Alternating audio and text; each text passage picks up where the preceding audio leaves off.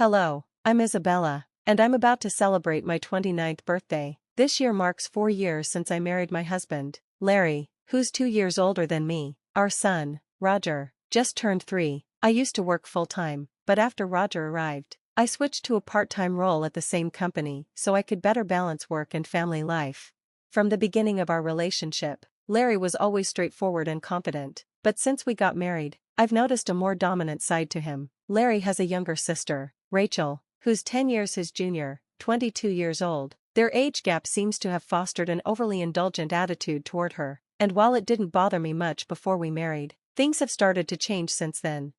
Rachel's visits, once charming, have become frequent and unannounced. She often arrives empty-handed, expecting hospitality without any regard for us, and, when she does visit, Larry expects me to serve her without question. She speaks to me as if I'm invisible, addressing Larry with a casual, "Hey, brother, I'm here again." Despite not planning for extra guests, I find myself serving dinner to Rachel and Larry. Larry, instead of showing any understanding, criticizes me in front of her, insisting that I should have been more thoughtful. Though Rachel apologizes in words, it's clear she relishes the preferential treatment from Larry. After dinner, they leave the table a mess and move to the living room, leaving Roger and me largely ignored, treated more like staff than family. One evening, just as Roger and I were about to take a bath, Larry interrupted loudly, demanding I go out and buy a gatto for Rachel, because she wanted it right now. Despite it being late, reluctantly, I agreed, taking Roger along with me to the shop. While we were out, I overheard Larry and Rachel criticizing me, questioning Larry's decision to marry me. Roger, though too young to understand fully, sensed the tension. To lighten the mood, I asked him about the gatto, and his excited choice, a fruit-covered one, helped distract us from the discomfort. We managed to find both the gatto Rachel wanted and the one Roger picked just before the shop closed. When we returned and served them, Rachel pointed at Roger's special gatto and claimed it for herself. Before I could respond, Larry took it from Roger and handed it to Rachel. Dismissing Roger's protests, Larry justified his action by saying he'd paid for the gatto, so he had the right to decide who gets which one. At that moment, I couldn't hold back any longer. I voiced my frustration loud and clear. Larry responded by threatening divorce. Roger, who had been crying, tried to ease the tension by saying, "Mom, I love gatto with strawberries too. It's delicious." As he ate a piece of the gatto meant for Rachel, seeing Roger suffer was too much for me. I quickly moved him to another room where he could enjoy his gatto in peace.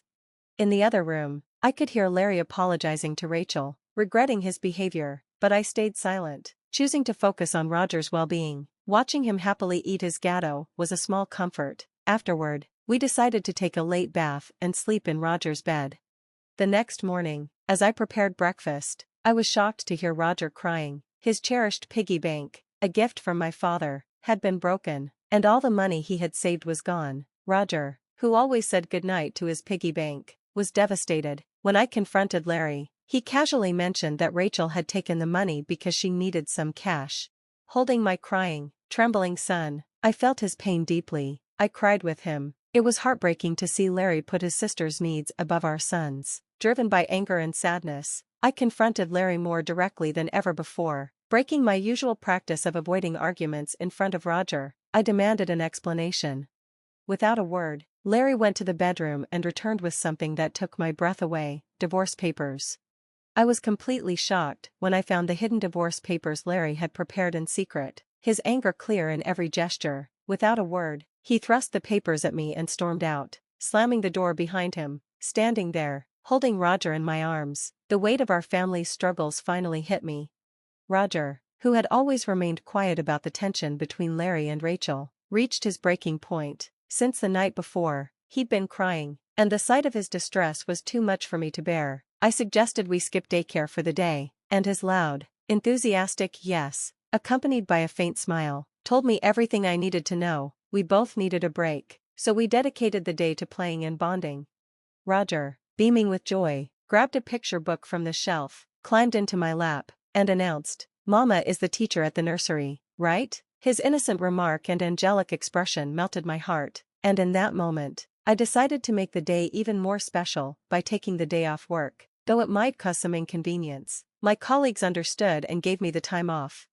We spent the morning at the park, playing hide-and-seek and enjoying the sandbox and slide. By the time we returned home for lunch, Roger was visibly tired. Normally, he'd nap alone, but today he fell asleep in my lap, just like when he was a baby. For a moment, I thought about catching up on household chores, but I quickly decided against it. Today was about cherishing these peaceful moments with Roger. I let myself be healed by the sight of his serene, sleeping face and the sound of his gentle breathing.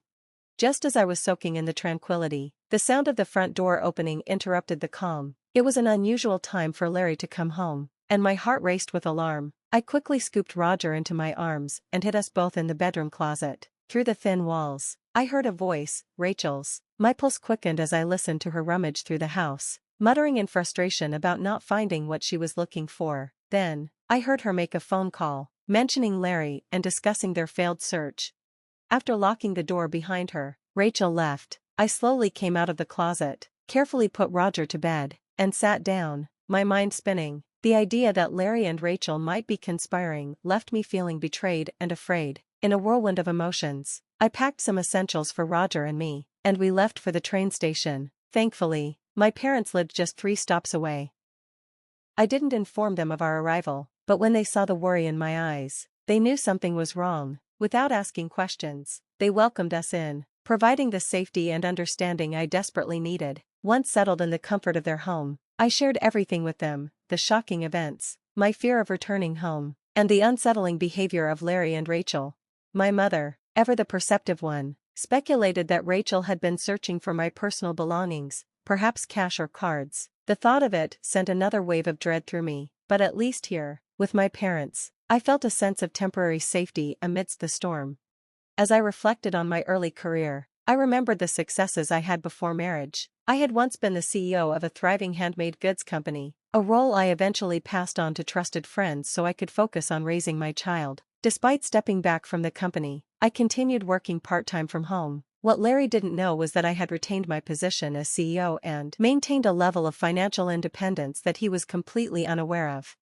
The discovery of the hidden divorce papers Larry had secretly stashed away made me suspect that he believed I had substantial savings. While I had mentioned that the company still provided me with some financial support, I had purposely withheld the details of my CEO role and the full extent of my savings. This secrecy stemmed from my early realization that Larry struggled with managing money and tended to spend everything he earned.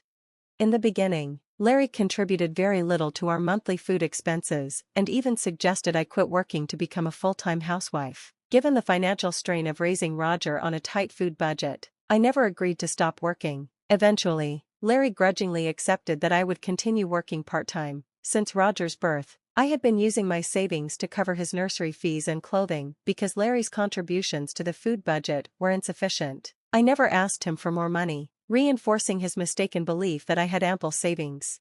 Considering Rachel's apparent need for money and Larry's misconceptions about my financial situation, it seemed likely that they were searching for my cash cards to safeguard against any potential financial intrusion. I had a separate savings account for Roger, into which a portion of my salary was directly deposited each month. Despite their efforts, they wouldn't find any cash cards, as I always kept my valuables with me. However, the ongoing issue of Rachel's unauthorized entries into our home, potentially with Larry's help, remained deeply troubling. Taking my father's advice to heart, I decided to secure my valuables, including my cash cards, in my parents' safe. As I pondered their motivations, Roger approached my father, tears in his eyes, distraught over his broken piggy bank. The incident highlighted not only their financial invasion but also the emotional toll it was taking on my son.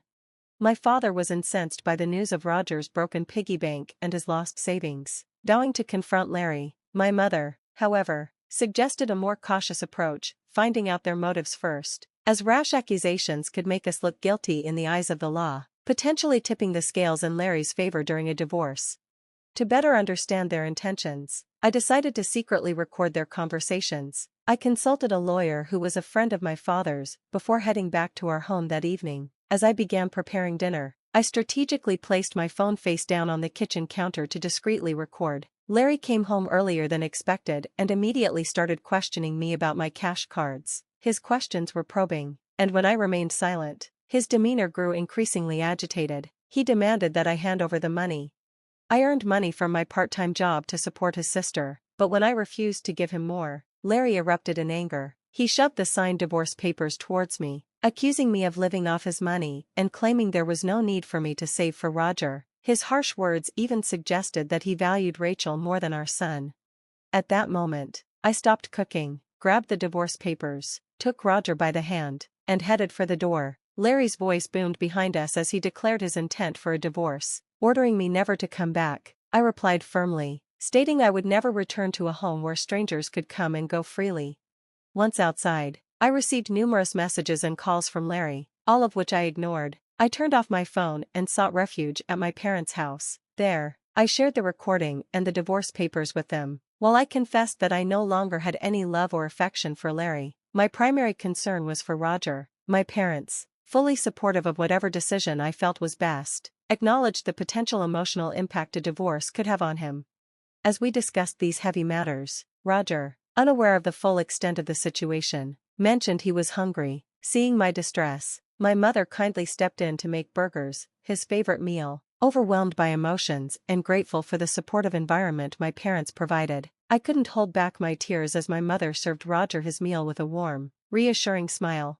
As my mother prepared the burgers, Roger and I were reminded that we could always find comfort and joy with family. Taking a big bite, Roger's face lit up with delight, and he praised his grandma's cooking, saying he wished he could have her burgers every day. Smiling, I told him the secret ingredient was the love we all shared for him. In a heartwarming gesture, Roger took another large bite and then offered it to me. His simple act of sharing moved me to tears, despite my efforts to hold them back.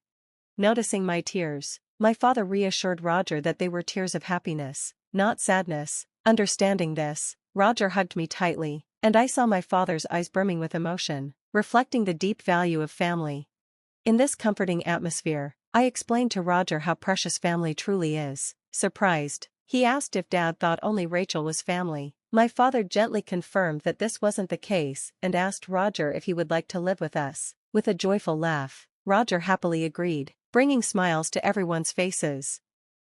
Amidst these tender family moments, I realized that it was time to part ways with Larry. Though the decision was tough, and the thought of discussing the divorce weighed heavily on my heart, Roger seemed to intuitively understand the need for change. He even playfully called our older pet dog his younger brother.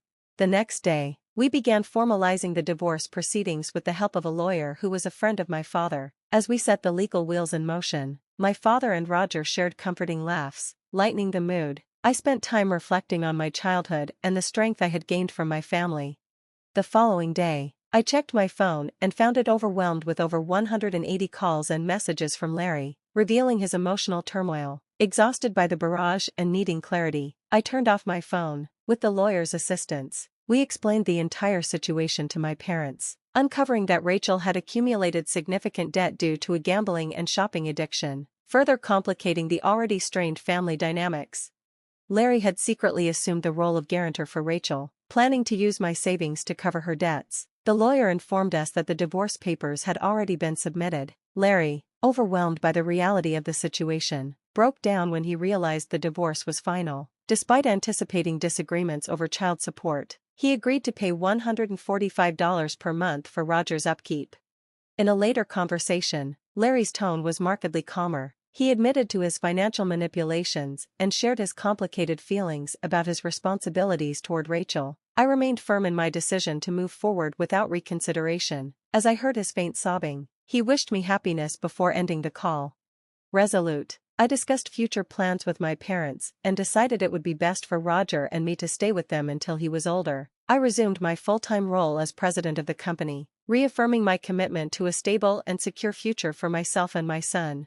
Later, I learned that Larry and Rachel had explained the situation of the divorce and Rachel's debts to their parents, leading to their disownment. Today, I find immense joy and peace in being surrounded by my loving family, far removed from the turmoil of my past with Larry.